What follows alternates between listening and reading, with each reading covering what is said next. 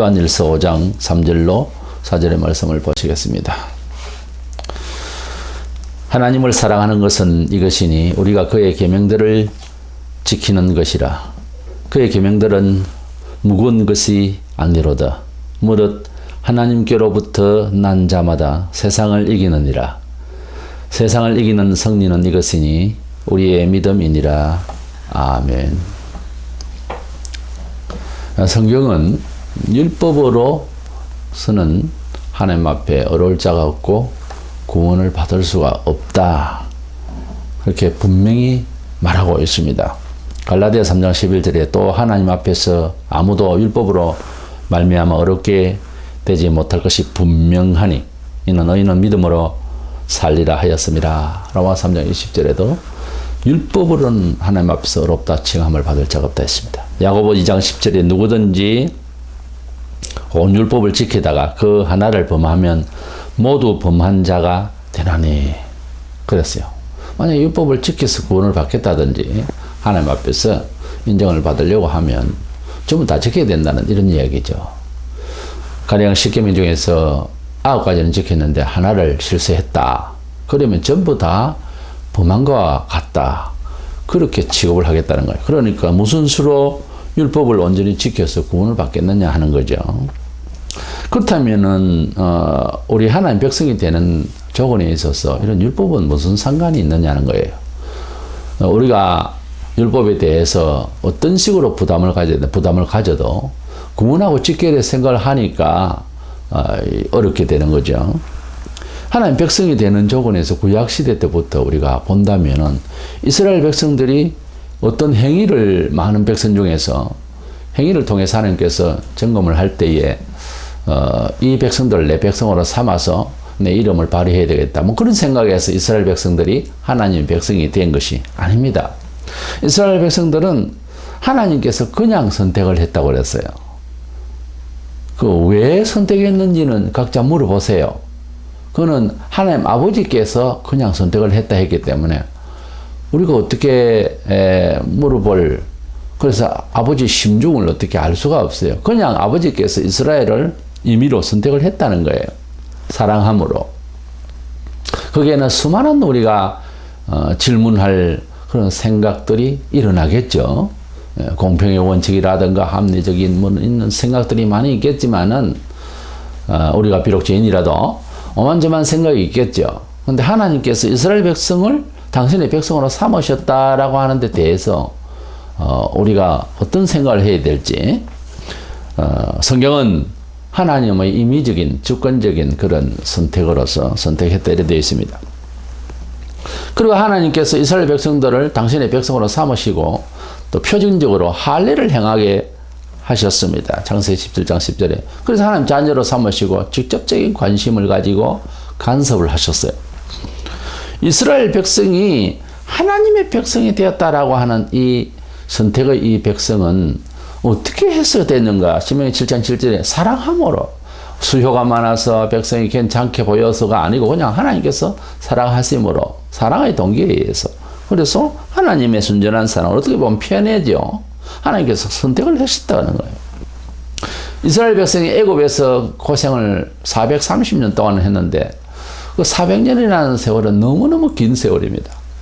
그러니 그 가운데에서 이스라엘 백성들은 하나님이 선조들로부터 믿었던 그 하나님이 어떤 분인지 또는 믿음으로 사는 그 방식이 어떤 건지에 대해서 거의 뭐 까먹었습니다.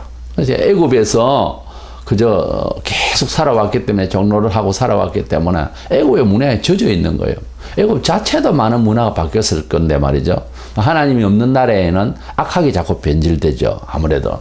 그러니까 그런 중에서 살아가고 있을 때에 하나님께서 모세를 통해서 이스라엘 백성을 구축을 하게 되는 거죠. 그때에 이스라엘 백성들이 어떻게 그 애굽 압제에서 탈출할 수 있었는가? 여러 가지 기적을 보이시고 하나님께서 역사하셔도 애굽의 사람들이 얼마나 악한지 성경에 보면 역설적으로 애굽의 바로 왕의 마음을 더 악하게 해서 안 보내도록 했다. 뭐 그렇게 되어 있습니다만 우리 사람의 편에서 볼 때에는 그 엄청난 백성들을 종로로 새기는데 그 노예들을 다 보내버리면은 상당한 그 경제적인 문제에 대해서 애로사항이 오죠. 그러니까 안 보내려고 절대 못 보내겠다고 하다가 하나님께서 모세에게 약속하시기를 양을 잡아서 피를 문설주에 바르고 그래서 이제 그것이 이제 유월절 동기가 되는데, 그리고 그 고기는 급히 이제 안에서 먹으라. 그렇게 하지 않는 집안, 즉 이 계시를 받지 않는 애굽의 천지에는 태생 중에서 첫째 것들, 첫 아들이나 또는 모든 짐승들 첫 것은 다 내가 죽이겠다. 그래가지고 이스라엘 백성들은 처음 들어본 이야기지만 모세의 지도를 받아서 양을 잡아서 문설주에 문턱에 피 바르고 문지방에 이렇게 피를 발랐어요. 그래서 그렇게 바른 집에는 하나님의 신이 지나가고, 지나간다는 뜻이 유월이에요. 한자말로 패스했단 말이죠. 그리고 그렇게 메시지를 받지 않은 애굽 천지에 아이들이 처음 첫째 아이들 다 죽게 된 거예요. 그 밤에, 그 새벽에. 그러니까 이 엄청난 대형 사건이에요. 감당을 할 수가 없는 거예요. 그래서 그냥 알았다고. 그리고 이제 다 보내게 됐습니다. 그래서 이스라엘 백성들이 밖으로 출애굽을 하게 되는 이런 사건이 있었는데, 이렇게 문설주에 양피를 바르는 이것은 오늘에 와서 예수 그리스도의 보혈의 은혜를 상징적으로 말하고 있다고 성경에는 말하고 있습니다. 그런데 그 피를 바르는 그때의 그 사람들을 보면은, 아직 지금 십계명을 받기 전입니다.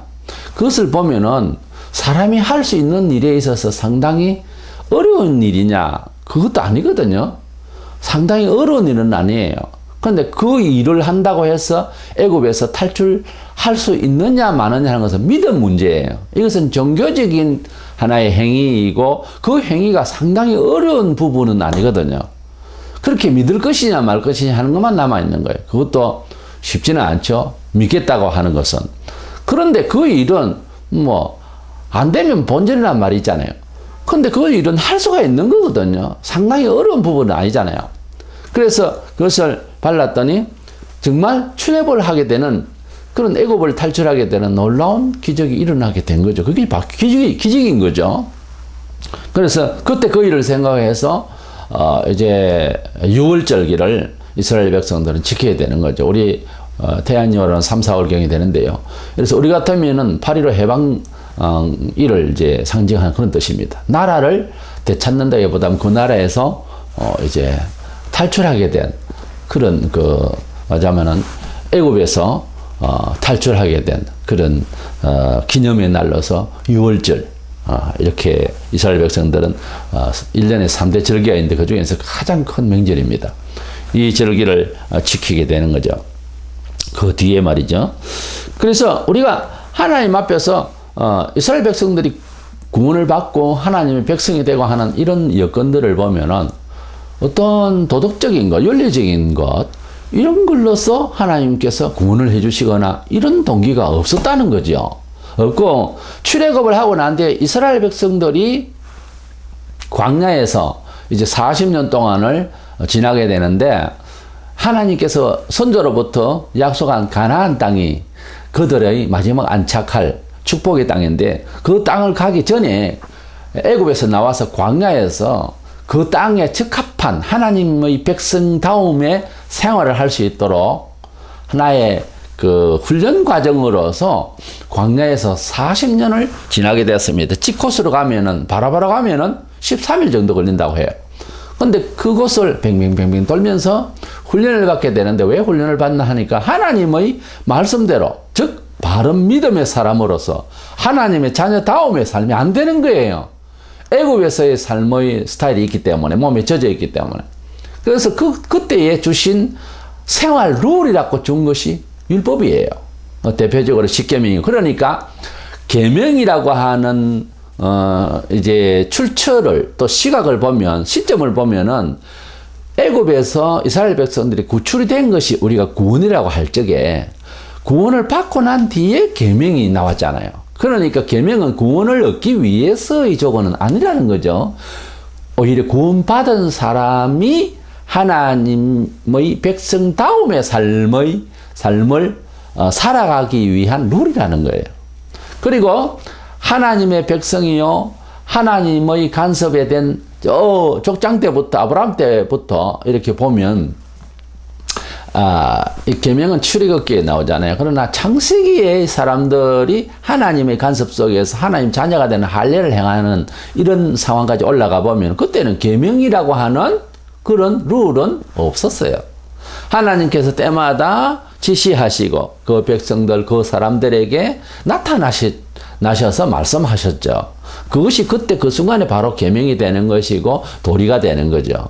그러니까 우리가 지금 신약 시대 때에 생각하는, 우리 교회에서 생각하는 이 계명이라고 하는 출처와 계명의 시점을 보면은 어쨌든 구원받기 위한 조건은 아니에요.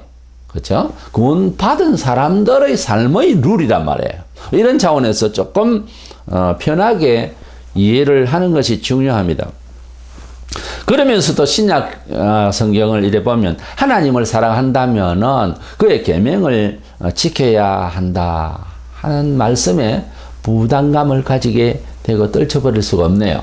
그렇다면은 이 하나님의 계명을 지켜야 된다라고 하는 이 말씀을 어떤 식으로 바르게 이해하는 것이 정상적이고 또 우리에게 은혜가 될까 하는 거예요. 그래서 대개의 경우 계명을 윤리도덕적으로 생각하기 때문에 시작을 못하거나 또는 그 계명이 가지고 있는 참된 축복의 어떤 메시지를 못 받는다라고 볼 수가 있습니다.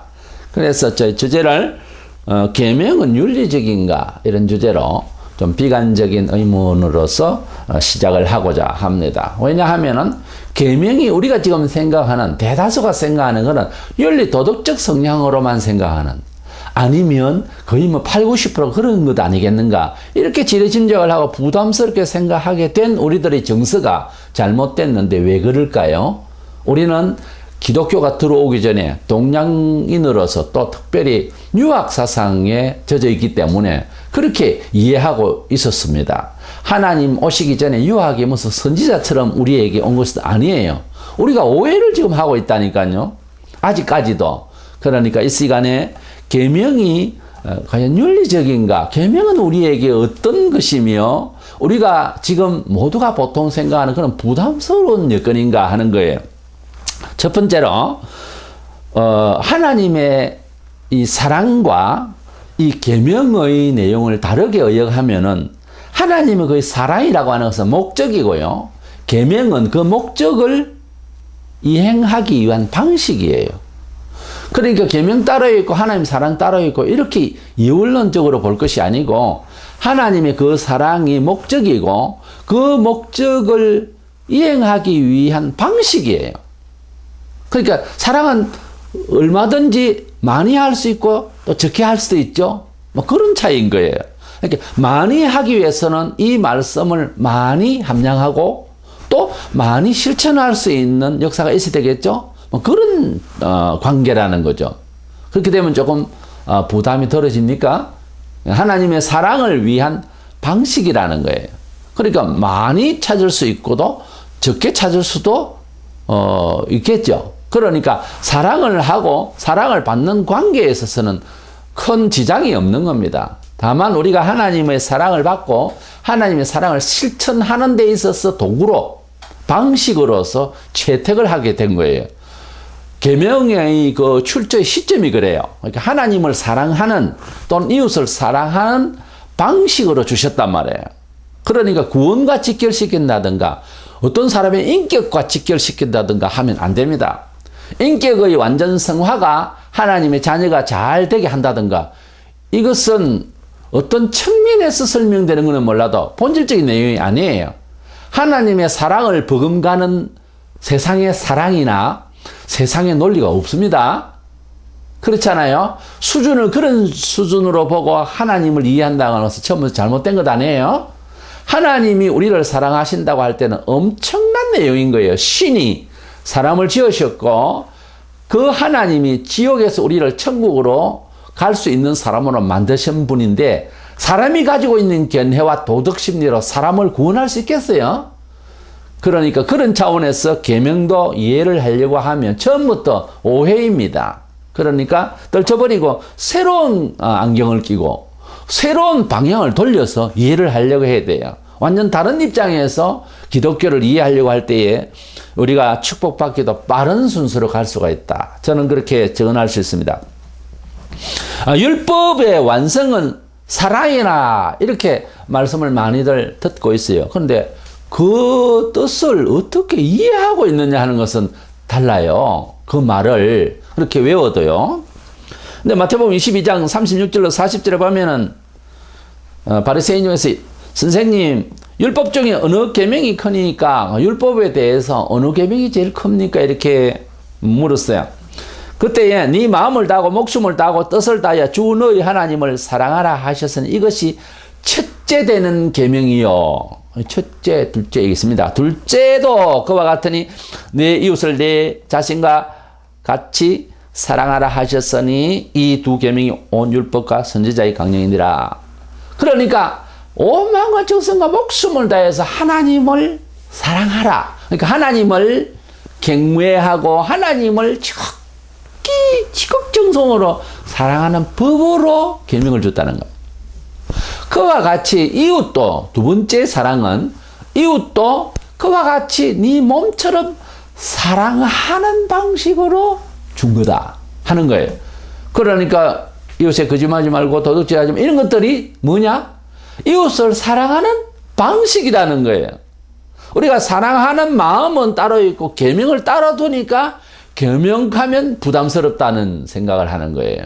계명은 딴 생각하고 우리 사랑은 완전한 생각인 줄 알았는데 사람이 가지고 있는 인정 그게 큰 문제를 발휘할 때가 있어요.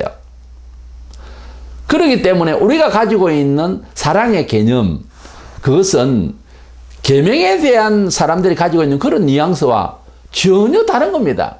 오히려 계명을 잘 연구해야 참 사랑이 뭔지를 알게 되는 거예요.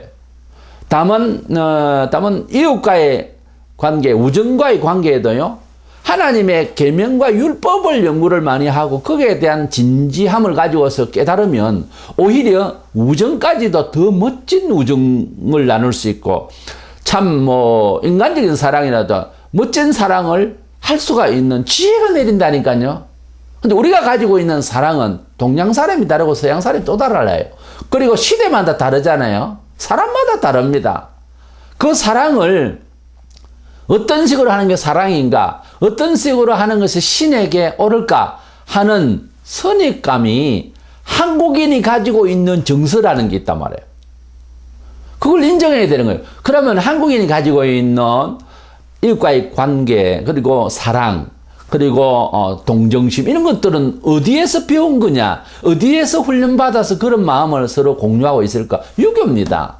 혹은 불교예요. 그렇잖아요. 기독교 오기 전에 그런 사상성이 있는 거예요. 어차피 하늘에 뚝 떨어지는 사람도 아니고 교육되어진 거거든요, 오랫동안.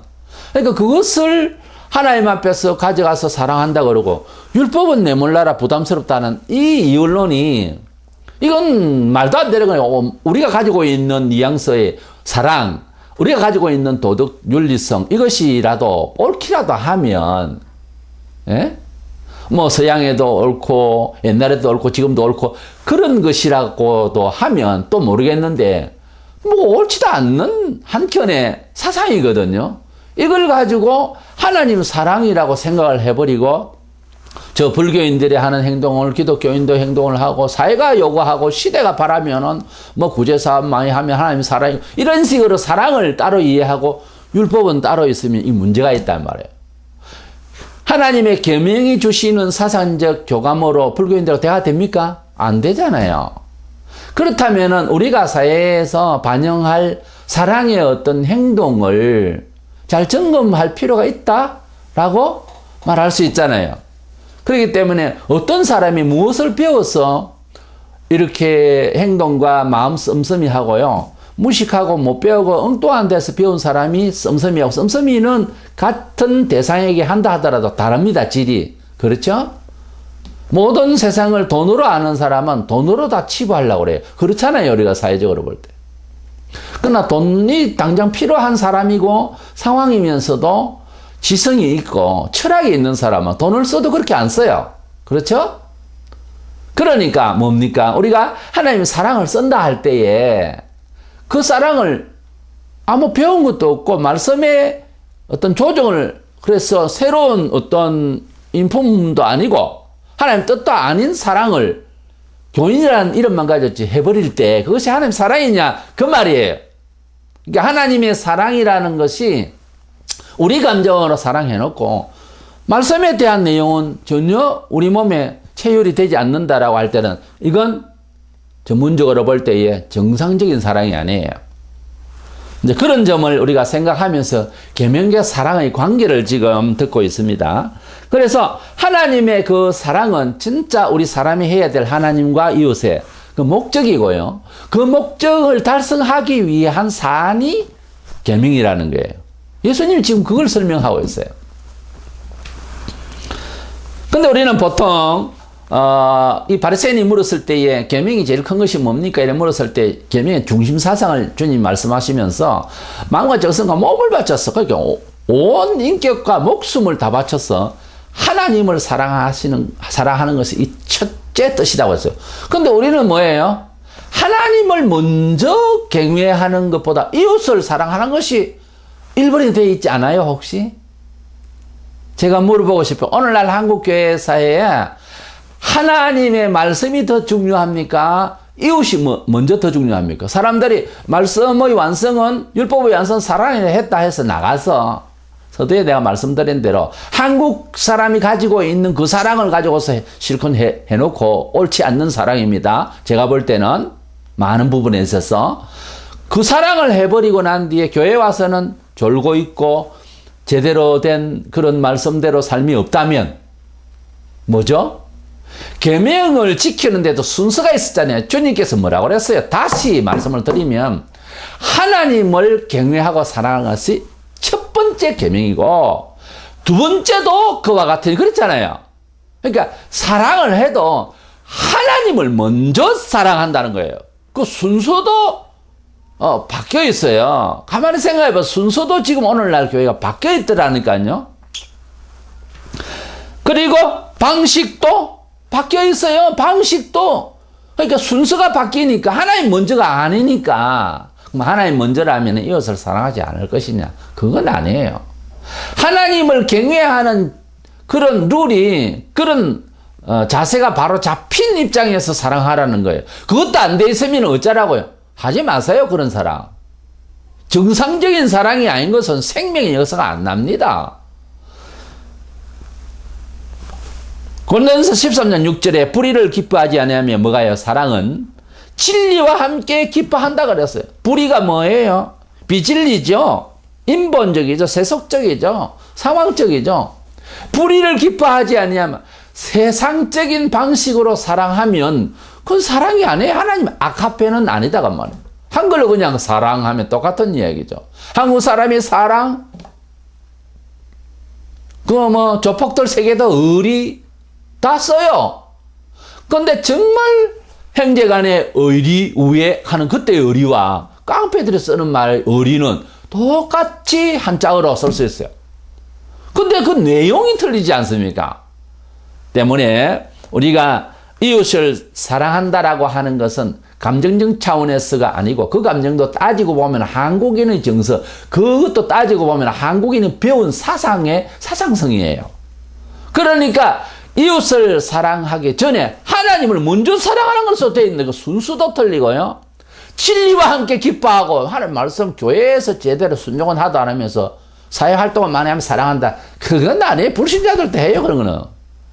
때문에 사랑하는 방식에 대해서 우리가 제대로 알아야 되겠습니다. 혹 성도들이 요한복음 15장 12절에 보면 내 계명은 곧 내가 너희를 사랑한 것 같이 너희도 서로 사랑하라 하는 이것이니라 하는 이 말씀을 토대로 해가지고서 신약의 계명은 이웃을 사랑한 것으로 뭐 그냥 답을 내리고 그래 그 사랑하는 건 좋아요. 근데 어떻게 누구를 먼저 사랑하는 것을 기억을 해라 그 말이에요. 먼저 하나님을 사랑하는 순분이 있잖아요. 말씀을 똑 떼가지고서 그것도 한국인의 정서에 똑 떼어 먹는 거예요. 한국인은 얼마나 이단이 많습니까? 별스럽게 한국 사람들은 보면은 한켠에 있는 전체 맥락을 이제 무시하고 구절을 가지고서 막 이렇게 자기가 신격화 된다든가 이렇게 신앙을 편협적으로 가지는 사람들이 참 많이 있어요. 하나님을 먼저 사랑하라고 그래 돼 있잖아요. 계명, 10계명도 순서가 보면 1계명에서 4계명까지는 사회인들이 아무런 생각이 없습니다. 이 계명에 대해서. 그러나 성도들은 이 계명이 아주 원칙이거든요. 그 다음에 6가지 남은 것 중에서 첫 번째 부모를 공경하라부터 시작해서 이것은 이 세상의 사람들도 도덕이라 해서 있습니다. 그러나 앞에 하나님을 먼저 사랑하지 않고 뒤 것을 아무리 해본들 뒤 것은 윤리예요. 어떤 면에서. 그 앞에 것은 이건 종교적인 거예요. 하나님을 만나는 거예요. 하나님이 없이 하나님 계명은 의미가 없잖아요. 하나님을 섬기는 룰로서 사람이 지켜야 할 도리예요. 계명이란 말이에요. 그러니까 하나님이 없는 다른 계명은 계명이 아니고 그건 도덕이죠. 그건 윤리란 말이에요. 우리가 지금 윤리 시간입니까? 하나님을 경외하고 하나님을 만나고 천지를 지으신 하나님을 만나게 되는 이런 차원에서 인생관을 가진 사람들이고 삶을 역사관, 우주관, 그런 사회세계까지 역사관까지, 세월까지, 시간까지 모든 것을 개념을 바꾸어놓은 사람이에요. 그러다 보니까 가치이념이 바뀐 사람들입니다. 적어도 우리의 정체성은 그래요. 그래서 하나님을 먼저 사랑하고 뭐 내 계명은 사랑하는 것이다 하는 말씀도 이해를 하라고 말해요. 예수님께서 어떤 말씀을 하셨는지 들어보세요. 요한복음 15장 10절에 내 아버지의 계명을 지켜 그의 사랑 안에 거하는 것 같이 너희도 내 계명을 지키면 그 사랑 안에 거하리라. 이 계명이란 말은 무슨 말이에요? 이 계명이라 엔톨라스라고 하는 이 단어를 찾아보면 복수 형태에 되어 있어요. 너희가 내 계명들을 사랑하는 것은 이 말인데요. 그 사랑들을 사랑한다. 이게 아니잖아요, 말이. 우리가 비록 예수님께서 남기신 최종 목표가 사랑이라 했다 하는데 그 사랑을 어떤 식으로 할 것이냐를 지금 계속 말씀드리는 거예요. 그 사랑을 하기 위해서 계명들을 지키라는 거예요. 그게 직역을 하자면은 내 계명들이라고 돼야 돼요. 복수 형태거든요. 사랑들을 지키라 이 말이 안 되잖아요. 그러니까 사랑하기 위해서 계명들을 예수님께서 하나님을 사랑하는데 사랑들을 지켰기 때문에 하나님 사랑하는 이 말이 안 되잖아요, 문장이. 그러니까 하나님이 주신 당신의 계명을 예수님이 다 지키셨어요. 예수님은. 그렇죠? 할례부터 시작해서 원하는 계명 전부 다 지켰어요. 율법은 제일 마지막은 사람을 죽이려고 하는 거예요. 왜? 죄가 계속 있으니까. 그러니까 예수님이 십자가에서 죄 없지만 우리 죄를 위해서 결국 죽기까지 율법은 요거를 전부 다 들었다고 말입니다. 다 들었어요. 그러니까 아버지의 원대로 하옵소서 해서 다 들은 거예요. 다 들으신 거예요. 그 공로가, 그 행위가, 그 삶이, 그 생애가 우리 것이 된 거예요. 그것이 하나님과 당신의 아들과 우리 사이에서 맺어진 내용이에요. 이것이 기독교의 핵심입니다. 핵심 진리예요. 그러니까 우리는 그걸 감당을 할 수가 없다고 말해요. 그러나 그 사랑을 받았고 그 사랑을 실천하기 위해서는 하나님과 이웃에게 그 사랑을 실천하기 위해서는 엔톨라스 이 계명들을 하나님의 교훈들을 지켜야 된다 그 말이에요. 또 부담되는 것은 마찬가지겠죠. 그럼에도 불구하고 구원 문제와는 이제는 이별을 해야 됩니다. 구원 문제하고는 아무 상관이 없어요. 구원 받은 사람으로서 그와 같은 하나님의 주신 룰들을 우리가 지켜야 된다는 거예요. 계명을 무시하려고 했어요? 계명 무시하면서 사랑할 수 있다고 생각했습니까? 그건 안 되는 이야기예요. 우리가 하나님을 사랑하고 이웃을 사랑하는 방식으로 율법이라는 것, 방식으로 계명이라는 것을 방식으로 주님께서 교훈들을 주셨어요. 예수님의 교훈은 십계명이 아니니까 쉬울 것 같습니까? 훨씬 더 어렵습니다. 구약에는 저 사람을 탁 죽여야 그건 살인이라고 그랬어요. 신약에는 저 사람을 미워하면 그걸 살인이라고 하는데요. 더 어렵습니다. 계명에 대한 부담감으로 계명을 이해하려면. 계명을 지켜야 구원받을 건데라고 하는 부담감으로 보면 신약이 더 어렵습니다. 주님께서 마태복음의 5장, 6장, 7장의 산상보훈의 내용을 보면 구약의 십계명을 찾아 차라리 따라가는 게 훨씬 나을 거예요. 얼마나 어려운데요. 정신적으로, 인격적으로 조바심이 나서 마음대로 못 삽니다. 그러면 어떡할까요? 마음대로 못 사는 거죠. 예수님을 믿는 사람은 마음대로 사는 건 아니에요. 매사에 주님의 그 말씀의 경건을 가지고 조심스럽게 살아야 돼요. 아유, 그렇게 하면 재미있게 한 것은 오늘날 어떤 교회들이 잘못한 거예요. 뭔 재미있게 사는 거예요. 우리가 기쁨을 나눈다고 하는 것은 어떤 제약 가운데서 기쁨을, 우리가 차를 달릴 때에 중앙선이 있고요. 어떤 제약을 받으면서 의무를 수행하고 룰을 지키면서 자유롭게 차가 가야 되는 거예요. 내 마음대로 가면 사고 나잖아요. 교회 오면은 기뻐해야 된다. 그러니까 막 대중 없이 기뻐한다. 이게 말이 안 되는 거예요. 큰일 날 소리. 예수님을 믿는 것은 예수님의 교훈을 따라가는 것이고, 예수님을 사랑하는 것은 구약의 율법을 발령해서 해야 하지만 예수님의 교훈을 따르는 거예요. 너희가 내 말을 지키고 하면 네가 내 제자다. 예수님의 엔톨라스, 예수님께서 주신 룰들을 따라서 주님을 사랑하고 이웃을 사랑하는 거예요. 이거 바로 잡혀 있어야 됩니다. 그러면 두 번째로, 계명을 지키려면은 이제 이해는 하겠는데, 어떻게 하면 계명을 잘 지킴으로 하나님도 사랑하고 이웃을 진정으로 사랑하는 사람이 될 수 있습니까? 어떻게 하면 이 계명을 잘 지킬 수 있을까요? 방법은 없을까요? 있습니다. 하나님의 계명을 지킨다는 것은 율법적인 의무로 생각할 이유도 없고, 그래 생각하면 무거워서 못 지켜요. 그렇죠?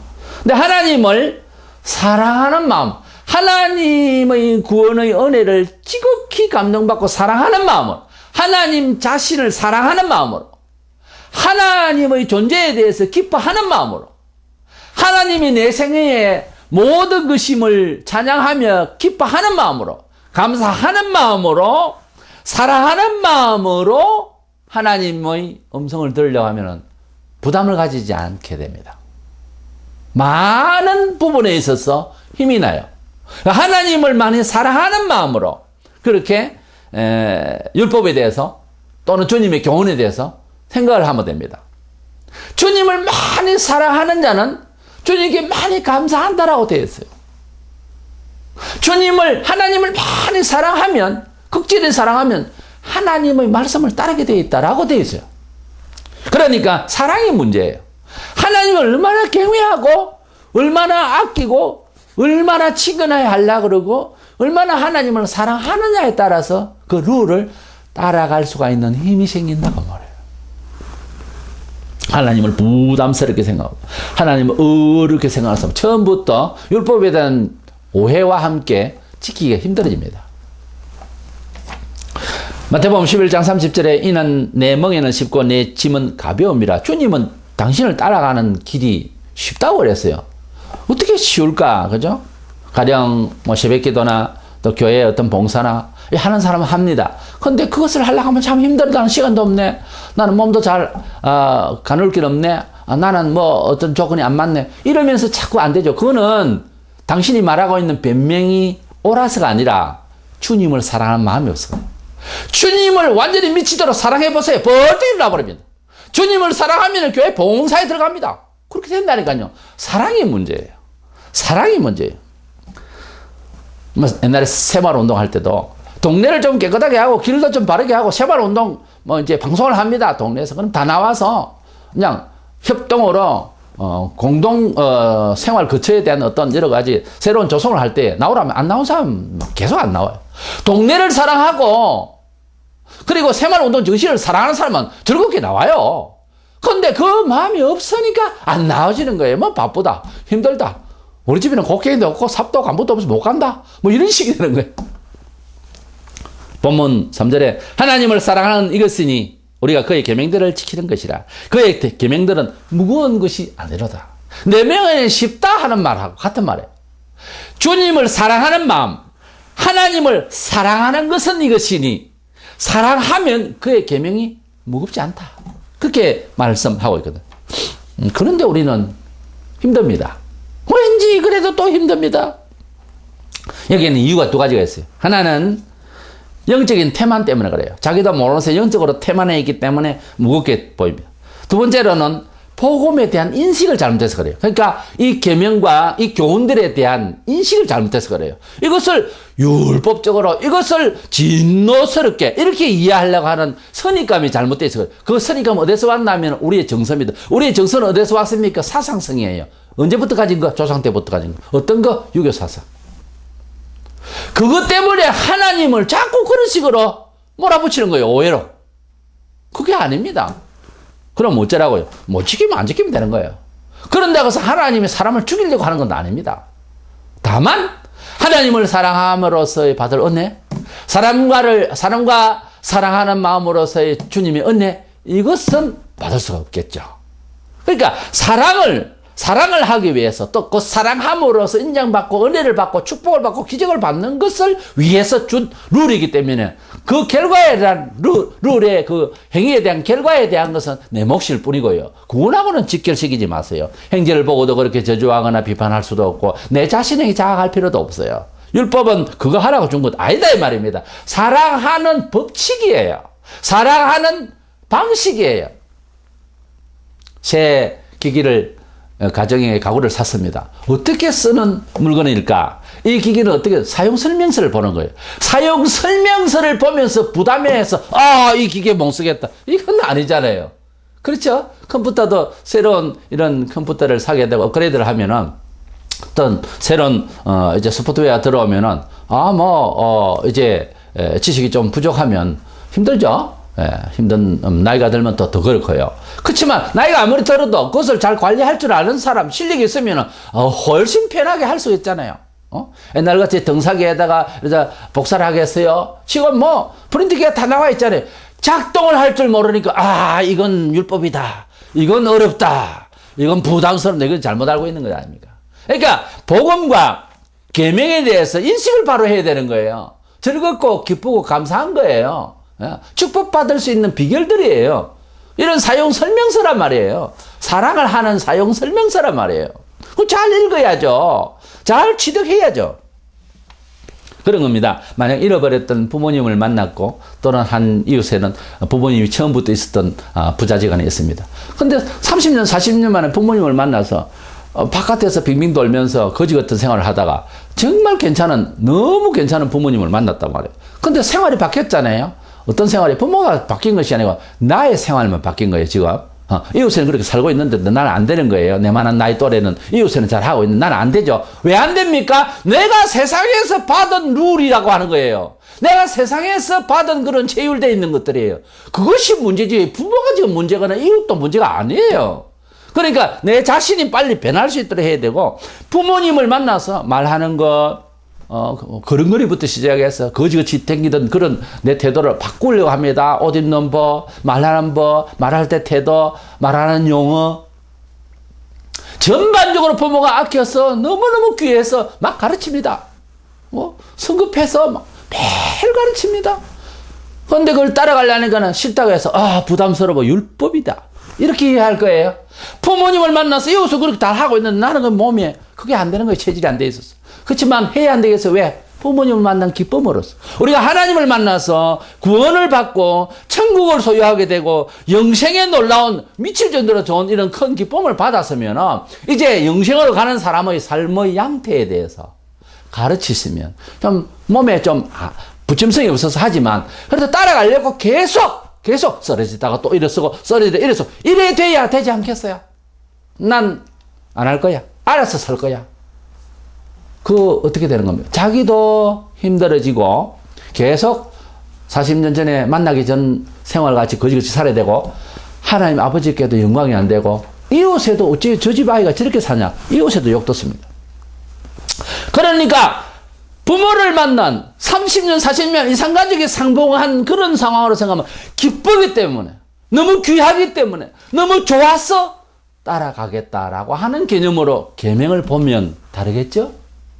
계명을 따로 딱 떼서 보지 말고 하나님 아버지를 만났기 때문에 기쁨으로 내가 따라가야 되겠다라는 정신으로 생각을 하면 계명이 어떻게 보이겠습니까? 사랑으로 보이죠? 기쁨으로 보이죠? 아버지의 귀한 음성으로 들리죠? 그겁니다. 유대인들은 율법을 오해를 했었어요. 왜 그랬어요? 하나님을 사랑하지 않았기 때문에. 하나님을 사랑하지 않았기 때문에 제사가 엉망이 된 거예요. 하나님을 사랑하면 그렇게 못하거든요. 하나님을 사랑하지 않기 때문에. 율법이 없는 게 아니에요. 지키지도 않았습니다. 마가복음 7장 7절 8절에 너희가 하나님의 계명을 버리고 사람의 전통을 지키느니라. 요한복음 7장 19절에 너희 중에 율법을 지키는 자가 없도다. 법도 안 지켰어요. 왜? 하나님을 사랑하지 않으니까. 형식적이었습니다. 마태복음 23장 23절에 11절은 너희들 율법의 더 중한 바 정의와 긍휼과 믿으면 버렸도다. 형식적이었어요. 왜? 하나님을 형식적으로 믿으니까. 기독교인도 복음을 원리적으로 그렇게만 알고 본질을 깨닫지 못하면 꼭 그런 사람들처럼 되어버립니다. 교회 다녀도. 신약의 표현은 계시록 3장 1절에 사대교회 보고 네가 살았다 하는 이름은 가졌으나 죽은 자로다. 유대인들도 껍데기 신앙이 있지만 기독교인도 살았다는 이름을 가졌으나 죽은 자로다. 살한 적이 없다. 이런 사람도 교회 안에는 있습니다. 만약에 우리가 율법으로 구원을 얻게 된다는 조건을 받았다 칩시다. 실컷 제가 설명을 했지만 그렇지 않다고. 받았다 칩시다. 왜? 여러분들이 다 그런 생각들을 조금씩 가지고 있기 때문에 잘못. 그렇게 조건적이 되어 있다 해도 예수님께서는 율법의 모든 요구를 다 들으셨어요. 그러니까 그 예수를 믿으면은 예수님이 행하신 모든 행위가 나의 행위가 된다고 약속을 한 하나님의 그 약속을 이루시기 때문에 율법의 궁극적인 구원 문제로 결부시키지 마세요. 전혀 상관이 없습니다. 로마서 8장 1절로 4절에 그러므로 이제 그리스도 예수 안에 있는 자에게는 결코 정죄함이 없느니라. 우리에게 율법의 요구가 이루어지게 하려 하심이니 하나님께서 예수 그리스도를 통해서 율법의 요구를 다 이루으셨다. 예수 그리스도 안에만 들어오면은, 믿음으로 들어오면은 이제 해결을 다 받았다 하는데도 또 율법을 가지고 비난을 하거나 자기를 자학하거나 이렇게 되면은 이건 우리 잘못이에요. 우리가 잘못 알고 있는 복음의 진리에 대해서, 이 계명에 대해서 잘못 알고 있는 지식이란 말이에요. 로마서 10장 4절에 그리스도는 모든 믿는 자에게 의를 이루기 위하여 율법의 마침이 되시니라 그랬습니다. 율법으로서 내 자신이나 이웃에 대해서 또 하나님에 대해서 오해를 하면 안 됩니다. 우리는 모든 윤리 도덕주의로 구원을 원하거나 판단할 건이 없고 그럴 이유가 없어요. 그리고 아무런 효험이 없는 이야기가 효율성이 없는 생각들입니다. 때문에 우리는 하나님을 만나는 것은 율법의 어떤 경위가 아니고 하나님 자신을 만나는 거예요. 하나님의 아들 예수 그리스도를 믿음으로써 그 한 단계뿐이에요. 예수 그리스도를 소유하는 것뿐이에요. 예수 그리스도만 사랑하는 것뿐이에요. 그것으로서 하나님 자녀가 되는 겁니다. 그 이상은 말할 수 없어요. 말할 게 없어요. 다만 그렇게 하나님 자녀로 만났으니까 잘 되려고 하는 룰이라고 하는 것이에요. 그렇게 그런 뜻에서 잘 설명이 되어져야 되겠고 그런 뜻으로 복되게 들어야 되겠죠. 야고보 2장 26절에 영혼이 없는 몸이 죽은 같이 행함이 없는 믿음은 죽은 것이라. 야고보 유대인들을, 개종한 유대인들을 향해서 그 사람들 계속 외식적이니까 예수 믿으면 예수에 대한 열정을 발휘해라는 뜻에서 하는 이야기지, 우리가 그 말을 윤리적으로 자꾸 이해를 하려고 그래요. 그런 뜻이 아닙니다. 야고보의 이 이야기도, 행위에 대한 이야기도. 요한일서 2장 4절에 그를 아노라 하고 그의 계명을 지키지 아니하는 자는 거짓말하는 자여 진리가 그 속에 있지 아니하나. 하나님을 사랑하면 하나님의 요청에 대해서, 요구에 대해서 따라가려고 해야 되지 않겠어요? 하나님을 사랑하는 법대로 해야 되거든요. 다른 계명을, 다른 신을 버리고 하나님만 참신이라 해라. 아, 예, 그래 하겠습니다. 하나님의 성호를 갖다가 마음대로 말하지 마라. 예, 그래 하겠습니다. 안식일을 지키라. 지금도 주일날, 예, 하나님을 섬기는 마음으로 하루 쉬겠습니다. 그래 하면 될 일을. 그게 왜 부담이 된다라고 처음부터 생각을 하게 될까요? 복음에 대한, 율법에 대한 이해를 잘못하고 있는 거예요. 이 효율성에 대해서 이해를 잘못했기 때문에 그렇습니다. 사도 요한의 큰 기쁨은 뭔 줄 아세요? 요한 3서 1장 3절에 형제들이 와서 내게 있는 진리를 정언하되 네가 진리 안에서 행한다 하니 내가 심히 기뻐. 사도 요한이 심히 기뻐한 교회를 향해서 심히 기쁜 일은 그들이 진리 안에서 행한다는 거예요. 우리가 하나님을 사랑하고 이웃을 사랑한다. 그러면서도 순서가, 제가 서두에 그랬죠, 이웃을 먼저 사랑하고 있어요.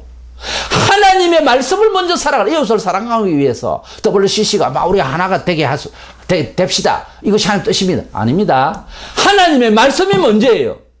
사상이 삐뚤어졌는데 무슨 하나가 됩니까? 그런 걸 말합니다. 지금 성경은 하나님을 먼저 사랑하고 그 다음에 이웃을 사랑하는 거예요. 그러니까 하나님을 사랑하는 방식이 계명이고 복음이다 그 말이에요. 본문 4절에 무릇 하나님께로부터 난 자마다 세상을 이기는데, 세상을 이기는 승리는 이것이 우리의 믿음이라는 말씀도 결국 이 계명, 이 하나님의 뜻은 결국 세상을 이기는 힘이라는 거죠. 그러니까 하나님을 사랑하고 이웃을 사랑하는 것은 세상을 이기는 힘의 원천이 되는데, 바로 그것이 룰이 계명과 하나님의 교훈들이란 말이에요. 그러니까 하나님의 말씀대로 살겠다 하는 말은 세상을 이기는 힘입니다. 가령 예를 들어서 주일 성수를 하기 위해서 그동안에 주일날 장사하던 사람이 문을 내리고 교회를 나왔다. 세상을 이기는 힘이 됩니다. 살아보시죠. 자, 세상을 위해서 돈은 필요하죠. 세상을 위해서 명예도 필요하죠. 그런데 하나님의 말씀대로 산다고 딱 살아버리면 세상에서 진 것 같은데 나중에 이깁니다. 세상을 이기는 승리의 비법은 하나님의 계명이다 이 말이에요. 하나님을 사랑하는 것은, 이웃을 사랑하는 것은 하나님의 룰대로 사랑하는데 그대로 가면은 세상을 이기는 힘이 된다라고 하는 말씀으로 우리에게 율법과 하나님의 교훈이 주는 마지막 목적에 대해서, 마지막 효율성에 대해서 우리 자신이 세상을 이긴다. 세상을 이긴다는 것은, 세상을 승리하고 산다는 것은 축복된 삶이 된다 그 말 아닙니까? 우리가 잃어버렸던 세상을 이기는 힘, 그걸 찾기 위해 철학을 하고 과학을 자꾸 문명을 발달시키면 안 됩니다. 지금 보세요. 세상은 얼마나 불안 초조 속에 삽니까? 세계의 정세는 아무도 못 믿습니다. 모든 자원은 공할되고 모든 과학화로 인해서 얼마나 많은 공해가 심각합니다. 이런 상황에서 우리에게 평강은 없어요. 평강을 외치는 악에는 평강은 없다고. 그러나 하나님의 뜻대로 살려고 하나님, 비록 이런 가운데서라도 새로운 평강의 세계가 열립니다. 그것은 비밀의 세계예요. 육안으로서는 볼 수 없는 불말병거를 봤습니다. 육안으로 볼 수 없는 주의 사자가 칼을 들고 있는 것을 본 사람도 있습니다. 육안으로는 안 보이지만 영안이 열리면은 세계를 지배할 하나님의 손이 있다니까요. 하나님의 손길, 하나님의 천사들이 우리를 지키실 때 어떻게 해요? 하나님이 룰대로 살려고 하는 자에게 이런 은혜를 받으시고 선내하시기를 축원합니다.